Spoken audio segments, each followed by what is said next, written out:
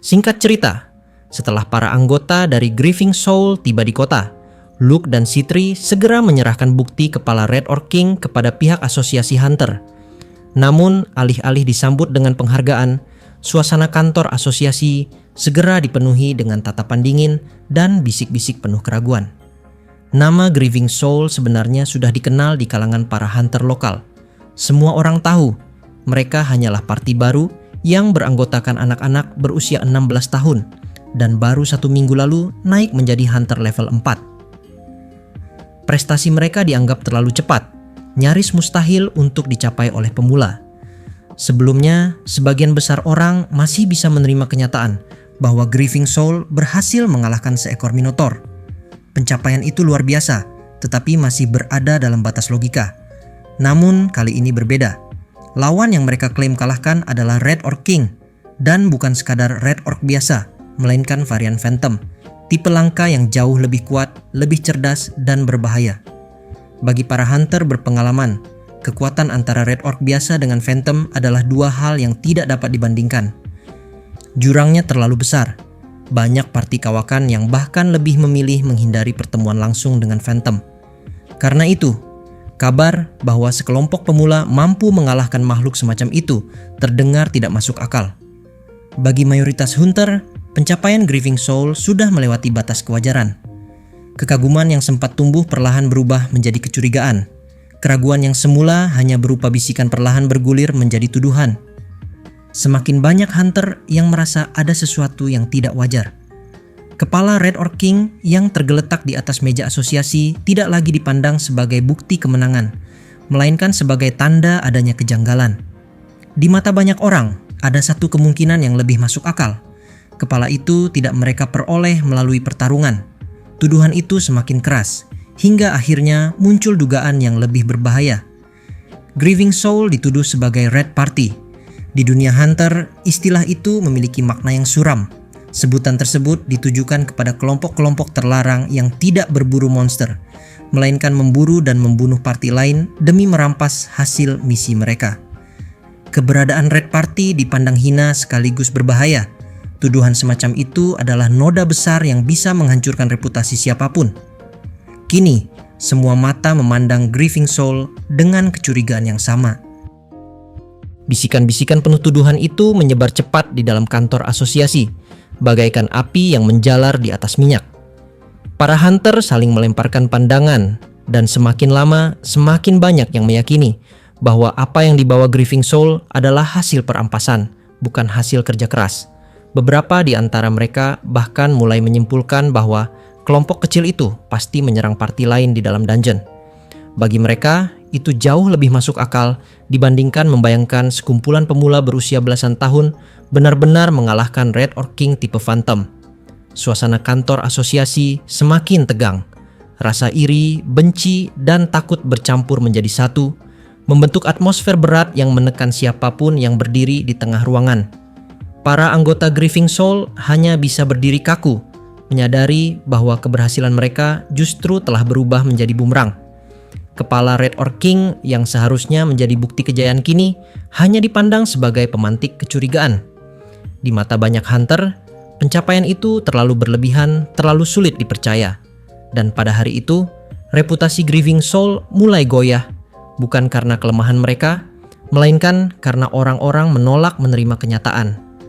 Gampangnya, di sini Luke dan Liz sudah berniat untuk dapat menebas semua orang. Tapi, sebelum itu terjadi, mereka ingat kata-kata dari Cry, bahwa mereka tidak boleh menyerang teman sendiri. Suasana di dalam kantor asosiasi semakin memanas. Semakin banyak hunter yang meragukan Grieving Soul, dan tuduhan sebagai Red Party mulai terdengar di setiap sudut ruangan. Tidak peduli apapun yang mereka katakan, orang-orang hanya melihat anak-anak belasan tahun yang membawa bukti mustahil. Kepala Red Orc King tipe Phantom yang tergeletak di meja registrasi bukan lagi simbol kemenangan, melainkan dianggap sebagai barang curian. Di balik tatapan penuh kecurigaan itu, hanya sedikit sekali yang masih ragu untuk langsung menjatuhkan vonis. Bagi mayoritas hunter, Grieving Soul sudah bersalah. Citri, Luke, dan Lucia hanya bisa berdiri di tengah kerumunan. Tidak ada kata-kata yang mampu meyakinkan massa yang sudah terlanjur menolak percaya. Prestasi mereka terlalu jauh dari nalar. Apapun penjelasan yang mereka berikan hanya terdengar seperti alasan kosong. Bagi banyak orang, satu-satunya kebenaran yang bisa diterima adalah bahwa Grieving Soul merebut hasil kerja orang lain. Ketegangan itu hampir berubah menjadi kekacauan terbuka, sampai akhirnya seorang pria berpostur besar berdiri dan bersuara lantang. Dialah Garg. Kehadirannya segera meredakan riuh rendah suara. Meski reputasinya kelam, tidak ada yang berani meremehkannya. Garg menegaskan bahwa menuduh tanpa bukti hanya akan mempermalukan asosiasi sendiri. Ia mengingatkan semua pihak bahwa masih ada parti lain yang sedang berada di dalam dungeon yang sama. Jika benar Grieving Soul merampas hasil misi, maka para parti lain pasti akan kembali membawa kesaksian. Sebaliknya, jika mereka pulang dalam keadaan babak belur tanpa hasil, maka kebenaran akan terbukti dengan sendirinya. Kata-katanya tidak sepenuhnya membela Grieving Soul, namun cukup untuk menghentikan tuduhan langsung. Setidaknya, semua orang terpaksa menunggu. Waktu berlalu dengan lambat. 5 jam kemudian, pintu kantor asosiasi terbuka lebar. Arkrodin bersama parti Arkbrave akhirnya kembali. Tubuh mereka penuh luka, peralatan mereka rusak parah, dan aura kekalahan menyelimuti langkah mereka. Namun Ark tidak datang sendirian. Bersamanya, terdapat beberapa parti lain dari kelompok raid gabungan, termasuk Sven dari Iron Cross. Tidak seperti Arkbrave, Sven dan rekan-rekannya tidak mengalami luka berarti. Mereka memang berada di lokasi pertempuran, namun tidak ikut terlibat langsung. Dari kejauhan, Sven hanya bisa menyaksikan jalannya pertarungan sambil berdoa agar monster itu tidak menghampiri mereka. Kondisi ini segera membuat ruangan terdiam. Semua mata tertuju pada mereka yang baru kembali dari dungeon. Ark, meski tubuhnya penuh luka, melaporkan dengan tegas bahwa Grieving Soul lah yang mengalahkan Red Orc King tipe Phantom. Tanpa partisipasi mereka, Arkbrave pasti sudah hancur total di dalam dungeon. Sven pun memperkuat kesaksian itu. Ia mengaku memang tidak ikut bertarung. Namun dari kejauhan ia melihat jelas bagaimana Grieving Soul dan Arkbrave bersama-sama menghadapi monster itu. Kesaksian ganda dari Ark dan Sven akhirnya menutup semua ruang bagi tuduhan. Fakta tidak bisa dibantah lagi. Prestasi itu benar adanya. Kantor asosiasi tenggelam dalam keheningan. Semua hunter yang tadinya menuduh kini hanya bisa menunduk. Namun ketegangan itu pecah kembali ketika seseorang masuk dengan langkah santai. Itu adalah Cry yang baru saja kembali dari pintu belakang dungeon. Di pundaknya tergantung sebuah karung besar yang tampak berat. Tanpa peduli pada suasana ruangan, ia meletakkan karung itu di meja. Saat dibuka, semua orang terperanjat. Di dalamnya terdapat puluhan relik langka, benda-benda yang seharusnya mustahil didapat hanya dalam sekali ekspedisi. Kebisuan mendadak memenuhi ruangan. Tidak ada yang bisa mengerti bagaimana mungkin seseorang bisa memperoleh harta sebanyak itu dalam waktu sesingkat ini. Bagi para hunter, pemandangan itu bahkan lebih sulit dipercaya dibandingkan kepala Red Orc King tadi. Ketika ditanya oleh pihak asosiasi, Cry hanya memberikan jawaban yang seolah acuh tak acuh. Menurutnya, ia hanya berjalan lurus hingga ke pintu terakhir dungeon, dan hasil hari itu malah terasa sedikit. Kata-kata sederhana itu justru menimbulkan salah paham besar. Para hunter yang mendengarnya terperangah, lalu mulai berbisik satu sama lain. Dari hari itu lahirlah sebuah julukan baru. Cry Sang Treasure Hunter. Julukan yang sangat langka. Karena rumornya, hanya ada 2 orang di seluruh dunia hunter yang pernah menyandangnya. Yang pertama adalah Exit Sequence, sang legenda sekaligus hunter level 10 dari Guild Elite Vanguard. Dan kini, Cry, orang biasa-biasa saja yang dicintai oleh relik. Dengan pengakuan Ark dan Sven, ditambah bukti nyata relik yang dibawa Cry, Grieving Soul akhirnya diakui sepenuhnya oleh asosiasi. Tuduhan Red Party lenyap seketika, berganti dengan kekaguman bercampur kebingungan. Namun ironi tetap ada. Bagi sebagian besar hunter, kejadian hari itu bukan sekadar pengakuan, melainkan juga titik balik. Nama Grieving Soul yang awalnya hanya dikenal sebagai parti pemula, kini menjelma menjadi legenda baru. Sebuah misteri yang semakin sulit dipahami. Dan di balik semua itu, hanya segelintir orang yang tahu siapa sebenarnya dalang di balik semua keajaiban ini. Sejak hari itu, nama Grieving Soul melonjak drastis. Reputasi mereka meledak begitu cepat. Bahkan banyak hunter senior kesulitan menerima kenyataan itu. Namun, bagi Cry pribadi, ketenaran tersebut sama sekali tidak membuat hidupnya lebih mudah. Justru sebaliknya, dengan status sebagai treasure hunter, banyak orang mulai menaruh harapan aneh padanya. Ada yang ingin belajar darinya, ada yang ingin mengajaknya bekerja sama, bahkan ada yang sekadar berharap keberuntungan menular. Namun, Cry tetaplah Cry. Di balik segala sorotan, ada satu kebiasaan unik yang tak pernah berubah, obsesinya pada relik. Cry bukan sekadar menyukai relik, ia benar-benar terobsesi. Setiap koin hasil misi hampir selalu lenyap hanya untuk menambah koleksi aneh yang menurutnya penting, tapi seringkali tidak berguna. Karena kebiasaan itu, hampir setiap kali selesai misi, dompetnya langsung kosong.